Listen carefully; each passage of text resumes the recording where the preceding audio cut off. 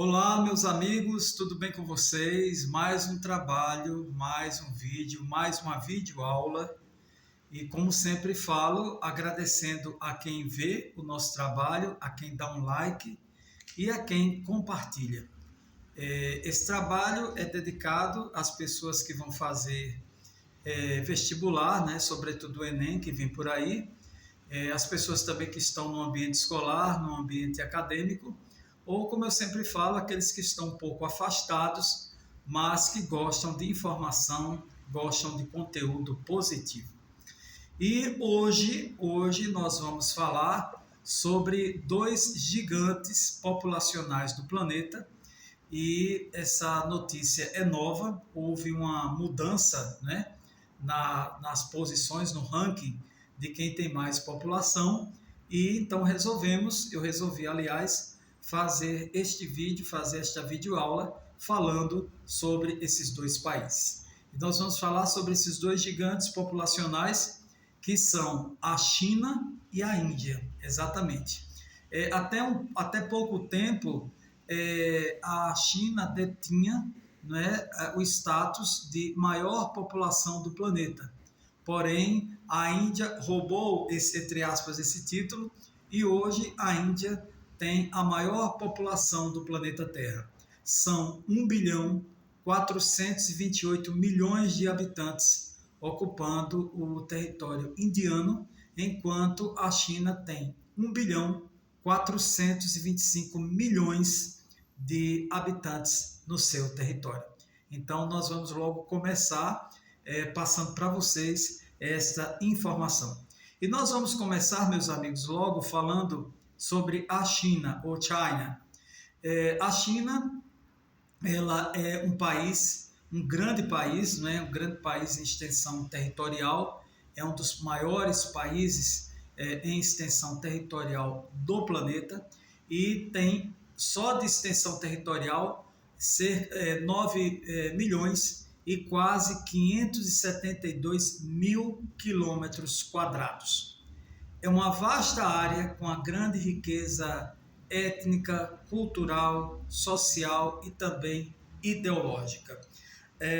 A China, ela tem grandes cidades como Pequim, como Xangai, como Hong Kong, e cidades altamente modernas, altamente tecnológicas. A China, ela exporta tecnologia para o mundo e ela vive um duelo, segundo os estudiosos, né? Eu só estou aqui passando como jornalista, repassando para vocês uma videoaula. Ela vive ao mesmo tempo uma China altamente tecnológica, altamente moderna, mas ela também vive uma China feudal, uma China arcaica, uma China antiga. Né? Ela vive esse duelo até mesmo por ter uma população extremamente grande. Ela é banhada pelo Oceano Pacífico e se dedica muito a atividades como pecuária, mineração. É um grande produtor de petróleo mundial, porém, ela tem a dificuldade de, ao mesmo tempo que produz, a China importa, devido, logicamente, ao alto número de habitantes e de consumidores que ela possui. Ela tem 55 grupos étnicos, entre eles os coreanos, os taís, os tibetanos e também os mongóis. E é exatamente para a gente passar para outras informações ainda mais fortes, a gente vai falar logo sobre essa questão da etnia, que é exatamente o problema que acontece no Tibete, nos monges, com os monges tibetanos, diante da dominação dos chineses, do interesse em dominação dos chineses nas terras que pertencem aos tibetanos. E algumas pessoas sabem que esse interesse todo é um interesse mineral, né? Interesse de mineração, porque há correntes de estudiosos que falam que há muita pedra, né? Pedra valiosa ali no território que faz parte ali do Nepal, aquela questão toda ali do Tibete. E há um filme, inclusive eu fiz uma resenha, e foi um filme que eu assisti, achei fantástico, que ele fala muito sobre essa questão entre os chineses querendo o Tibete, que é o filme 7 Anos no Tibete. Ele foi estrelado por Brad Pitt e o filme é muito bom, gente. Se você assistir ao filme do começo ao final, aí você vai entender toda essa questão de China e Tibete, povo tibetano, como foi feita essa, digamos assim, essa rebelião, esse interesse, essa divergência entre esses povos que fazem parte do mesmo território. Vocês vão ver que é uma história fantástica. Então, um dos problemas sérios enfrentados pela China, né, e pelo povo tibetano, pelos monges tibetanos, que inclusive já houve muita morte.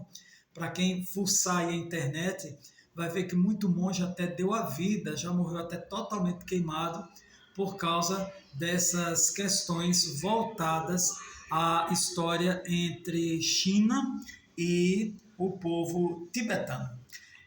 Nós agora vamos falar sobre uma figura muito importante dentro da história mais recente da China, ou seja, do século passado para cá, que é a figura de Mao Tse-tung. E vocês devem estar perguntando por que ele vai falar sobre Mao Tse-tung?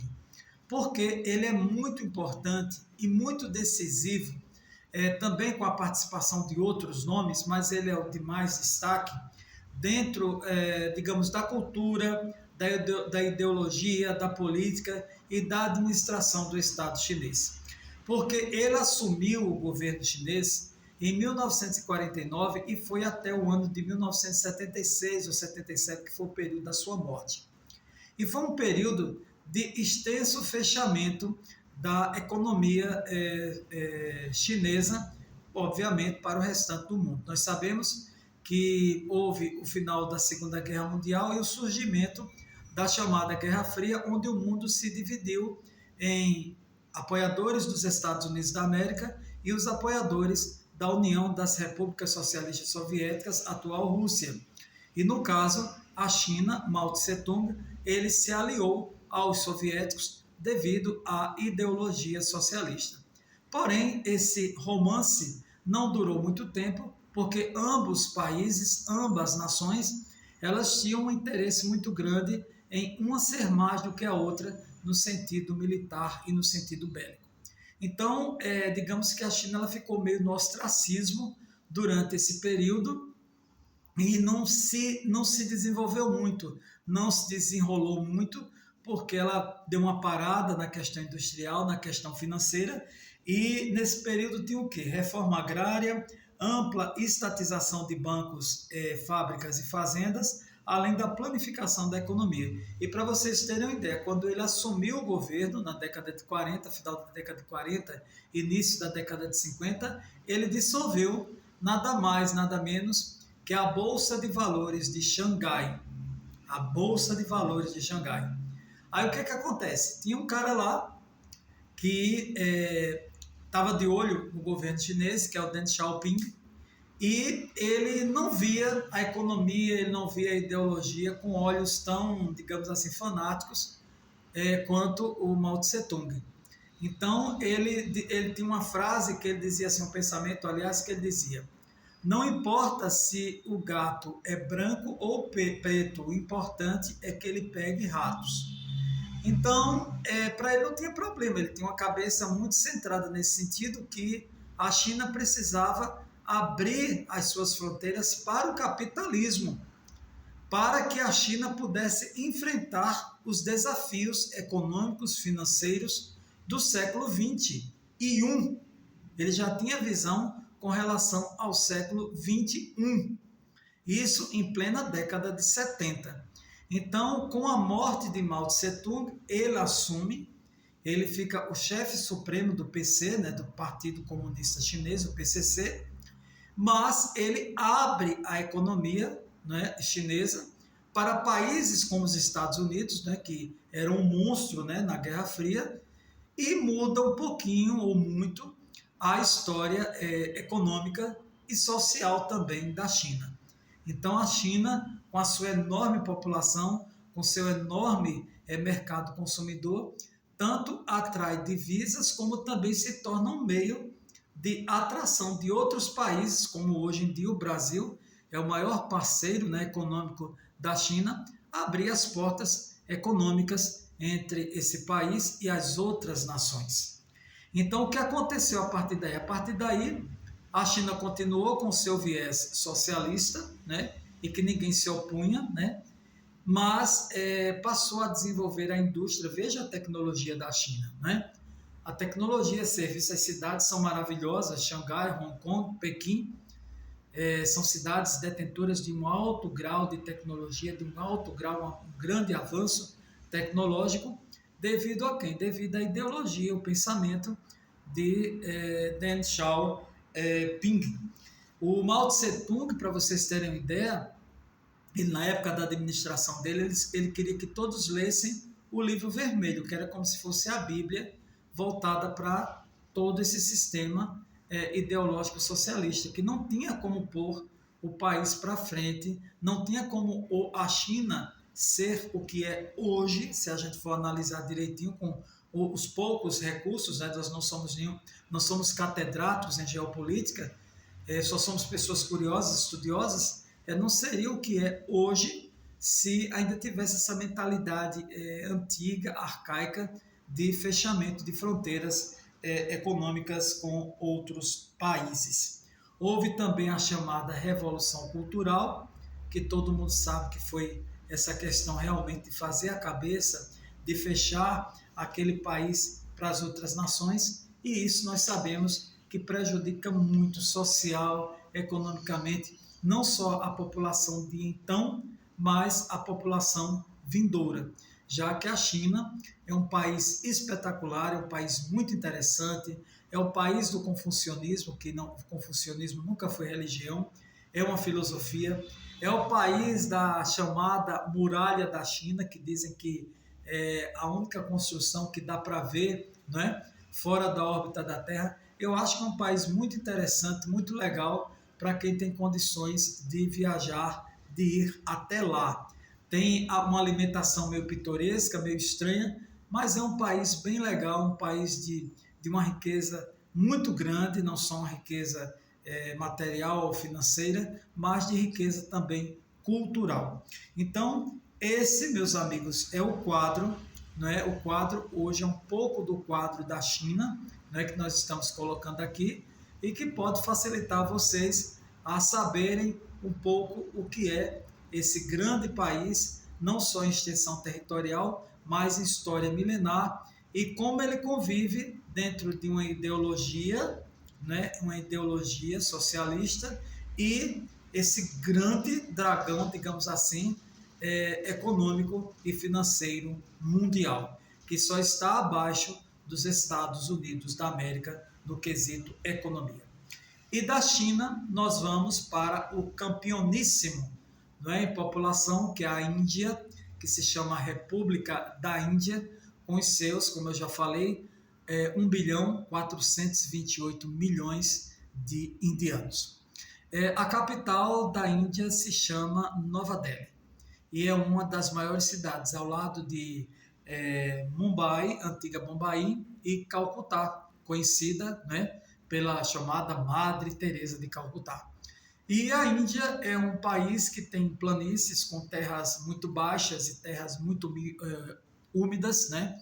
A Índia é o país mais úmido do planeta, o que ajuda muito nas atividades agrícolas. E a Índia também é conhecida como o subcontinente indiano, porque ela fica ao sul do continente asiático. Vale ressaltar que tanto a China quanto a Índia ficam no grande continente asiático. É interessante que essas cidades que eu falei para vocês são cidades com cerca de 10, 11, 12, 13, 14 milhões de pessoas, mas são uma desorganização só. O trânsito é horrível, são cidades com muitas favelas, com péssimo estado de higiene, são cidades com altas taxas de desemprego, um trânsito caótico. A higiene, até para quem já viajou para a Índia, a higiene não é o forte das cidades indianas. E para alguns estudiosos, eles dizem que a Índia é o seguinte: a Índia é um misto de miséria, tecnologia, tem uma Índia também extremamente tecnológica e industrial, e uma forte religiosidade ou misticismo. As religiões que habitam, as maiores, são o hinduísmo, o budismo e o jainismo. E a gente sabe que lá na Índia, a vaca é um animal sagrado, as serpentes são as najas, as famosas najas, elas são sagradas. Então eles têm conceitos, né, de vida, conceitos religiosos bem diferentes de nós que moramos aqui no Ocidente. Então, a Índia ela tem um forte apelo religioso, é aquela questão religiosa da reencarnação, é a questão também das grandes divindades ou deidades, né? O próprio hinduísmo tem muitos deuses, né? Tem muitos, o país dos grandes gurus ou os gurus, né? Que, como houve, o nome dele é engraçadinho, mas estamos falando com todo respeito religioso, o Satya Sai Baba, né? Havia também o Prabhupada e grandes nomes ligados à religiosidade deles, e que esses homens, essas mulheres, foram conhecidos ou são conhecidos no mundo todo, né? Tem um forte apelo religioso e místico o Estado indiano.